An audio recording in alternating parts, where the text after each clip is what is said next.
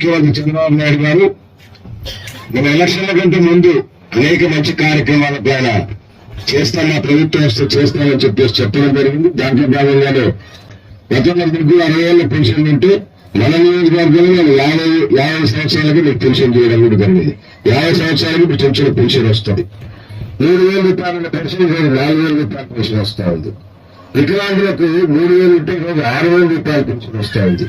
అలాగే పూర్తిగా అంటే మనిషి లేవలేని పరిస్థితిలో నడవలేని పరిస్థితి ఉంటే 15,000 రూపాయల పెన్షన్ ఇస్తా ఉన్నాం.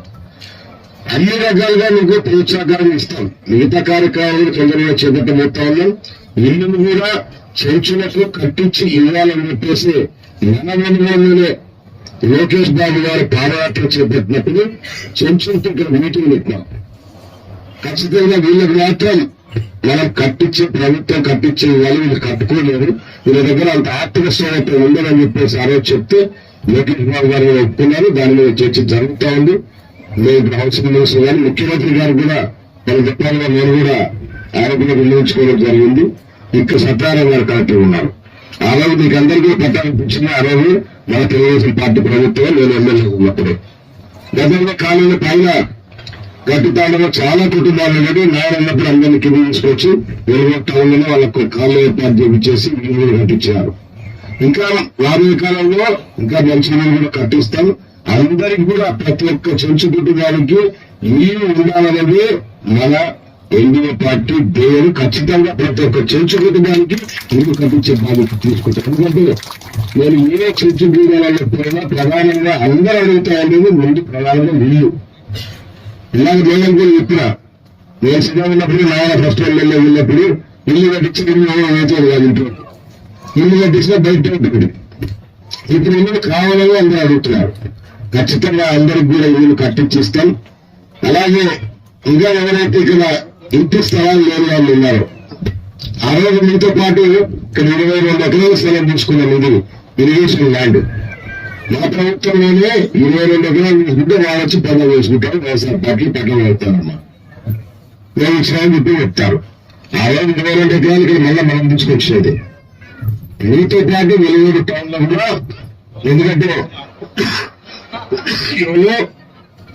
వాళ్ళందరికీ కూడా 2 సంఖ్య ఇళ్ల స్థలాలు ఇస్తామని చెప్పేసి కూడా ఎలక్షన్ల కంటే ముందు మన ఎన్డీఏ కూటమి మాట ఇవ్వడం జరిగింది. ఇప్పుడు ఇదే మన ప్రభుత్వం వచ్చింది. తప్పకుండా ఇంటి స్థలాలు లేని వాళ్ళకు కూడా ఇంటి స్థలం ఇస్తూ ఇల్లు శాంక్షన్ చేస్తామని చెప్పేసి కూడా తెలియజేస్తా ఉన్నా. ఏదైనా ఇచ్చిన ప్రతి మాట తప్పకుండా నిలబెట్టుకుంటాం.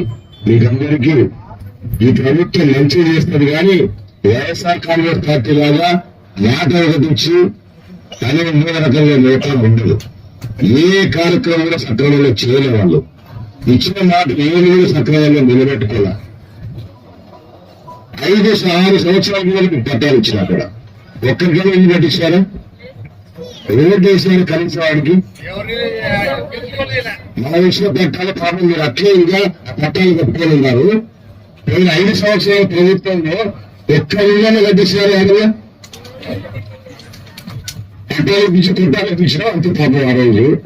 మళ్ళా మన ప్రభుత్వంగా 3 కొత్తది పాపం జగన్మోహన్ వచ్చి పాపం చంద్రబాబు కంటే బాగా వచ్చారా వీడియో చేసుకున్నారు. సెంట్రల్ జానాలు మోసపోయారు. జానగా వీడియో మోసపోయినారు. ఆ రోజు మాకేమో దొరుకుతారు పాపం. ఏది చేయలేదు. తప్పకుండా చంద్రబాబు నాయుడు గారి నాయకత్వంలో మీకు అన్ని మంచి జరిగేలాగానే ఖచ్చితంగా చేస్తాం. ఇచ్చిన ప్రతి మాట నిలబెట్టుకొని తిరుగుతాం. ఇంకా ఎవరికైనా పెన్షన్లు కాని వాళ్ళు ఉంటే వాళ్ళమ్మా తెచ్చుకోరు.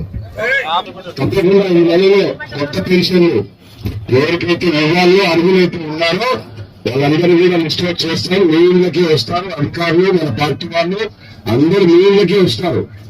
ఎవరికైనా రేషన్ కార్డు లేకున్నా, ఎవరికైనా ఆధార్ కార్డు లేకుండా కూడా ఆధార్ కార్డు చూపిస్తాం. రేషన్ కార్డు చూపిస్తాం. కొత్తగా పిల్లలు ఉన్నారని చెప్పేసి ఇంకా విషయాలను కూడా చెప్తుంది. కాబట్టి అటువంటి వాళ్ళకు కూడా ఇప్పిస్తాం. భర్తలు చనిపోయిన వాళ్ళు ఉంటే పెన్షన్ వస్తాం. చాలా మంది భర్తలు వదిలేసి ఇచ్చారు ఈ కుటుంబాలలో. వాళ్ళకు కూడా ఒంటరి మహిళ కింద వాళ్ళకు కూడా పెన్షన్ ఇస్తాం. అన్ని రకాలుగా మీరందరూ బాగుపడాలనేది నా కోరిక.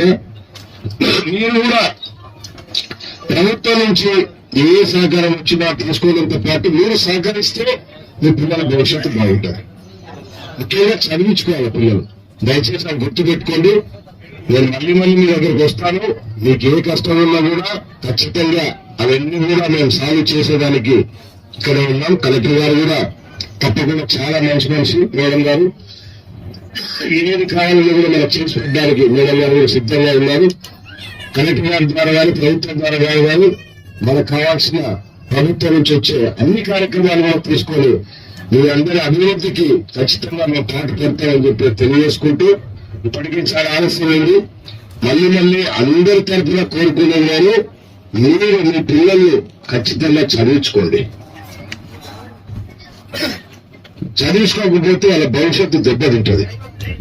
మీ తాతలు అట్లే ఉన్నారు, మీరు అట్లే ఉన్నారు, మళ్ళీ మీ పిల్లలు కూడా అట్లే ఉండాలన్నా వద్దు కదా. మార్పు వచ్చింది, ఇంకా మార్పు రావాలని చెప్పేసి కోరుకుంటూ ఖచ్చితంగా మీ పిల్లల భవిష్యత్తును దృష్టిలో పెట్టుకొని మీ సహకారాలను అందించాలని చెప్పేసి కోరుకుంటూ సెలవు తీసుకుంటాను.